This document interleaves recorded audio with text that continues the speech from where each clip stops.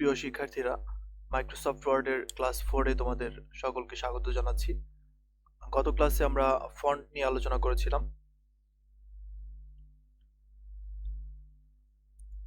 আজকের ক্লাসে আমরা প্যারাগ্রাফ এই ডায়লগ বক্সের মধ্যে যেই টুলসগুলো আছে সেই টুলসগুলো নিয়ে আমরা আলোচনা করব। দেখো এখানে প্যারাগ্রাফ টুলস বক্সের মধ্যে এখানে যেই টুলসগুলো তোমরা দেখতে পাচ্ছ, এই টুলসগুলো নিয়ে আমরা আজকের ক্লাসটিকে সাজিয়েছি। তো চলো কথা না বাড়িয়ে আমরা মূল ক্লাসে চলে যাই। তো দেখো এখানে আমাদের একটি লাইন আছে, এই লাইনটিকে আমরা যেই সাজিয়েছি, সর্বপ্রথম আমরা দেখতে পাচ্ছি যে এখানে আমাদের কিছু অ্যালাইনমেন্ট আছে, যে আমাদের ওয়ার্ড টেক্সটগুলো সেন্টেন্সগুলো আমরা কিভাবে অ্যালাইনমেন্ট করব বা টেক্সটগুলোকে কিভাবে অ্যালাইনমেন্ট করব, টেক্সট অ্যালাইনমেন্টের কাজটা এটাতে করা যায়। এখানে আমরা অ্যালাইনমেন্টে যদি এটাকে আমরা ধরি তাহলে হচ্ছে আমার পেজের, এটা হচ্ছে পেজ মার্জিন। পেজ মার্জিনের কাজটা আমরা পেজ লেআউটে শিখবো, কিন্তু এখন আপাতত আমরা অ্যালাইনমেন্টের কাজটা শিখছি। দেখো এখানে আমি যখন লেফট অ্যালাইনমেন্টে সাজিয়েছি তখন আমাদের এই সেন্টেন্সটি লেফট সাইডে চলে এসেছে। যদি আমরা মিডলে দেই, সেন্টারে দিলে এটা মাঝে চলে আসছে। দেখো আমি যদি রাইট সাইডে দেই, অ্যালাইনমেন্ট টেক্সট রাইট, তাহলে রাইট সাইডে চলে আসছে।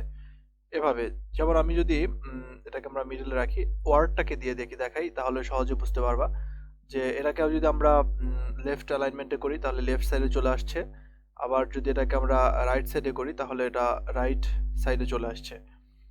এভাবে এভাবে আমরা এই টেক্সটগুলোকে অ্যালাইনমেন্ট করতে পারি। মিডলে রাখলে মিডল অ্যালাইনমেন্ট, এটা আমরা কিবোর্ড শর্টকাট দিয়েও আমরা করতে পারি, যে কন্ট্রোল এল দিলে হচ্ছে লেফট সাইডে চলে যাবে, কন্ট্রোল ই দিলে হচ্ছে মিডলে থাকবে, এবং কন্ট্রোল আর দিলে হচ্ছে রাইট সাইডে চলে যাবে।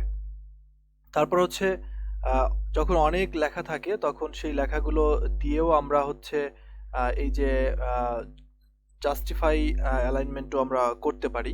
তো যখন অনেকগুলো লেখা থাকবে, যেমন ধরো আমি যদি একটু লিখি, Bangladesh is our motherland, I love my country,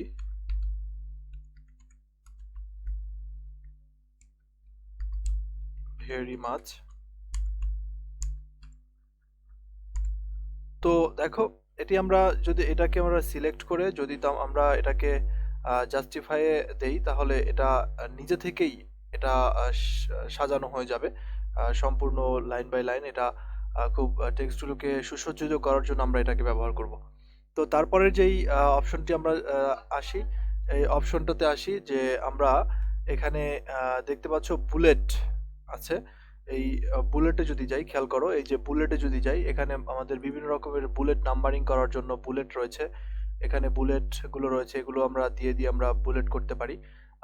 তো দেখো আমরা একটু দেখাচ্ছি শর্টকাটে যে কিভাবে করা যায়। ধরো এই যে এটাকে আমরা এই দুটো ইয়েকে আমরা বুলেট করব। তাহলে বুলেট করতে গেলে আমরা যখন বুলেটে যদি দেই তাহলে দেখো এটা সুন্দরভাবে সাজানো হয়েছে। আমরা লেখাগুলোকে লেফট অ্যালাইনমেন্টে নিয়ে আসলে দেখো ওয়ার্ড এবং ডেকোরেশন দুইটা এখানে আরও আমাদের বিভিন্ন রকমের বিভিন্ন সিস্টেমের ইয়ে আছে, যে আমরা এখানে যেটাকে দিতে চাই দিতে পারবো।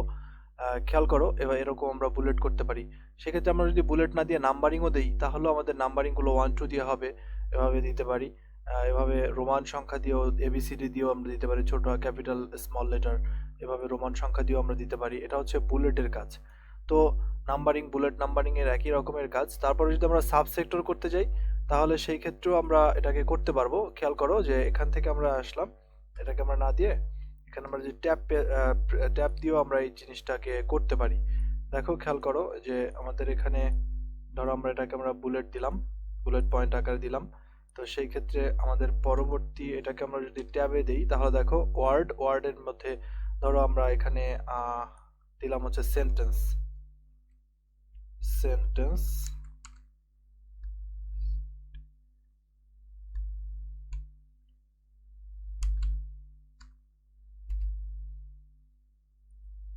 এটাকে আমরা সেন্টেন্স আকারে দিলাম। সেন্টেন্সের পরে আমরা ধরো এখানে আসলাম, পরবর্তী স্টেপে আমি যখন এন্টার দিয়ে নিচে নামলাম, এখানে ট্যাব দিলাম। ট্যাব দেওয়ার পরে এ আসছে, এখানে সাব সেকশন হিসেবে সাব বুলেট হিসেবে এটা চলে আসছে। দেখো যে এটাকে আমরা বলতে পারি যে মাল্টি লেভেল লিস্ট আমরা করতে গেলে সেন্টেন্সের মধ্যে আমরা ওয়ার্ড আছে, ডব্লিউ ওয়ার্ড ইউ ওয়ার্ড, ওয়ার্ডের মধ্যে আবার কি আছে, ধর আমরা নিচে নামলাম, আবার আবার সাব সেকশনে দিলাম, আবার মাল্টি লেভেলে চলে আসলো। এখানে আমরা দিলাম হচ্ছে ধরো লেটার,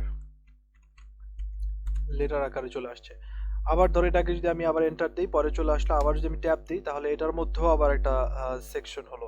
এভাবে আমরা ধরো এই সেন্টেন্সের মধ্যে কি কি আছে, ওয়ার্ড আছে, তারপরে লেটার আছে, এই ওয়ার্ডের মধ্যে আবার কি আছে, লেটার আছে।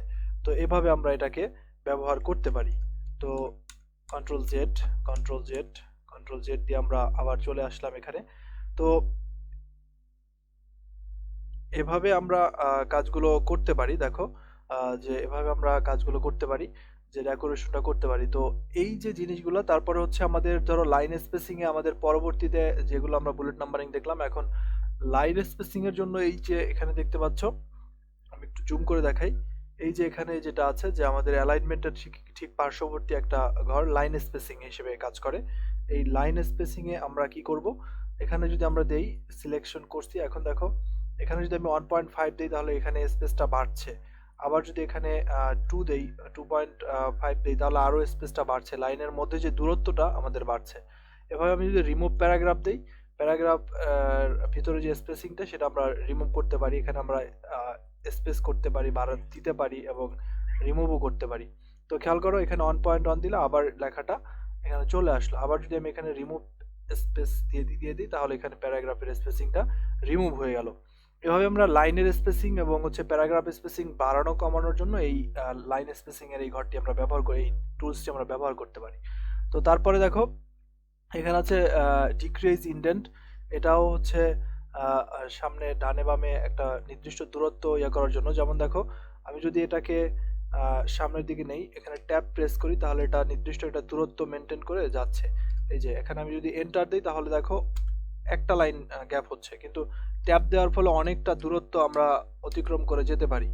এই এটারও কাজ হচ্ছে ঠিক এরকম, আমরা ট্যাবের পরিবর্তে এটা আমরা ব্যবহার করতে পারি এদিকে ডানে বামে নেওয়ার জন্য।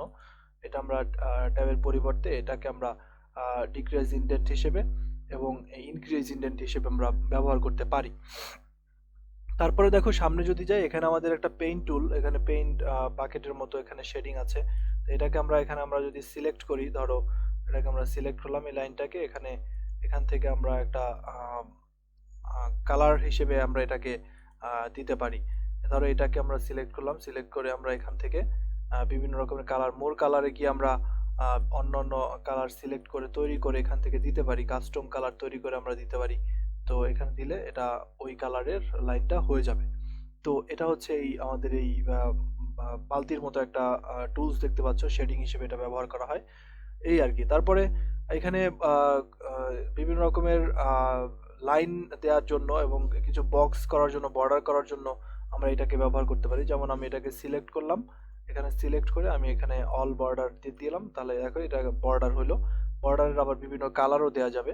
তো এই আর কি, যে দেখতে পাচ্ছ যে এখানে বর্ডার দিলাম। টপ বর্ডার যদি দিতে চাই তাহলে টপে বর্ডার বর্ডার আসবে। এখানে দিয়ে আমি টপ বর্ডার দিলাম, তাহলে এই টপ বর্ডার দিলাম এই। তারপরে হচ্ছে আউটসাইড বর্ডার দিলাম, যে পুরো লেখাটার মধ্যে একটা আউটসাইড বর্ডার হয়ে গেল। আবার এই বর্ডারের মধ্যে আবার আমরা বিভিন্ন রকমের কালারও করতে পারবো। তো যাই হোক, এই হচ্ছে বর্ডারের কাজ। এরপর হচ্ছে দেখো এই যে এখানে যেই ইয়েটা আছে, এখানে আমরা কতগুলো এন্টার দিয়েছি, এই যে এই টুলসটির মাধ্যমে আমরা কতগুলো এন্টার দিয়েছি, সেই এন্টারের জায়গাগুলো আমরা দেখতে পাবো। যে অনাকাঙ্ক্ষিত কোনো এন্টার, এই যে এখানে একটা অনাকাঙ্ক্ষিত এন্টার দিয়েছি, এগুলো আমরা রিমুভ করতে পারবো।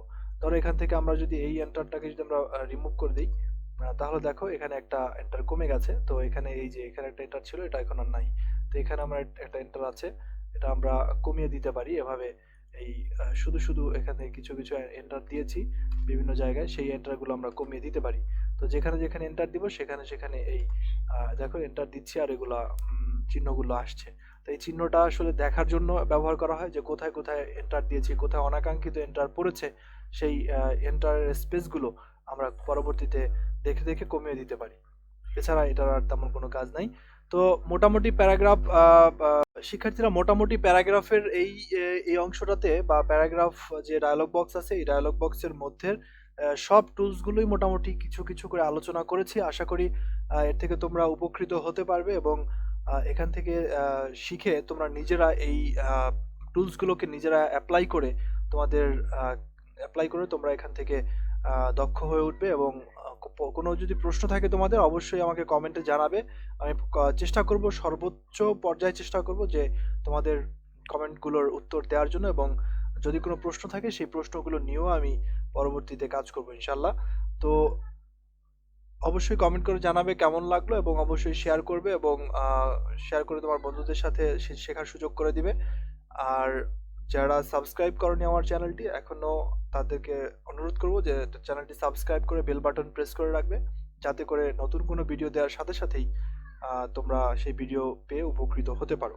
তো আজকে এ পর্যন্তই, দেখা হবে নতুন আরেকটি ক্লাসে। সে পর্যন্ত ভালো থাকবে সবাই, ধন্যবাদ।